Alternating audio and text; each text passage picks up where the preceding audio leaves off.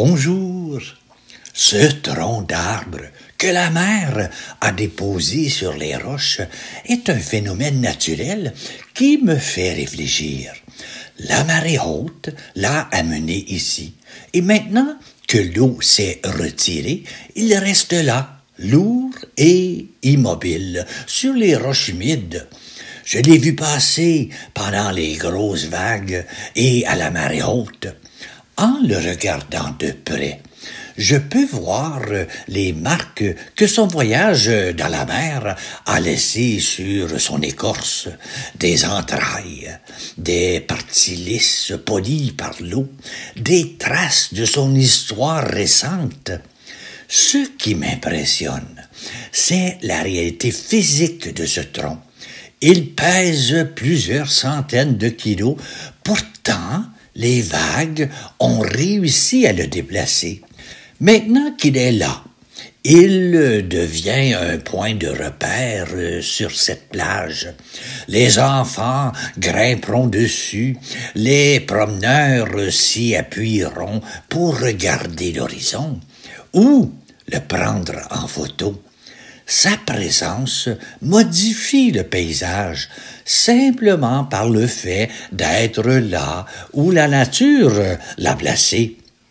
La Semaine sainte nous invite à ce même genre de contemplation réaliste. Le Christ est mort d'une mort concrète, physique, avec tout le poids de la souffrance humaine. Sa résurrection n'efface pas cette réalité, mais la transforme, comme un tronc qui, bien que mort, devient maintenant partie intégrante de ce nouveau paysage littoral. Ce qui me touche, c'est que ce processus est à la fois banal et profondément significatif. La mer fait cela chaque jour, partout dans le monde.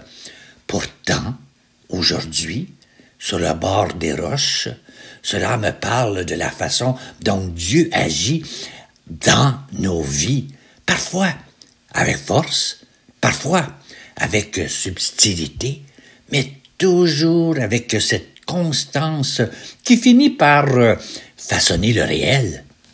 Je reste là, simplement, à regarder ce tronc et à laisser cette vérité m'habiter. Dans le silence de ce moment, j'entrevois comment les événements les plus ordinaires peuvent devenir porteurs de sens si nous prenons le temps de les regarder avec attention et humilité. Voici ma prière que j'ai composée pour toi. Ce tronc échoué, Seigneur, c'est ton corps lynché par notre indifférence. La mer l'a rejeté, comme la foule t'a rejeté vers Pilate. Son poids nu crie ta vérité dans notre désert. Nous avons troqué ton visage tuméfié. Ces montagnes voilées sont ton silence qui pèse comme un jugement. Tu te caches parce que nos yeux sont trop aveuglés pour voir ta gloire. Ce bois rongé par le sel, c'est notre humanité trahie. Nous avons noyé ton amour. Maintenant, il est là, ce tronc, brut et vrai comme ton pourquoi m'as-tu abandonné. Mais vois cette fissure pleine d'eau vive. N'est-ce pas ton côté transpercé, ces algues argentées? N'est-ce pas la tunique sans couture? L'odeur du sel se mêle à celle du bois, qui commence à pourrir. Des petites crabes courent entre ses racines déchirées. La marée descendante laisse voir des traces de son passage, des débris, des algues, et ce tronc qui ne bouge plus. Demain, peut-être, la mer le reprendra.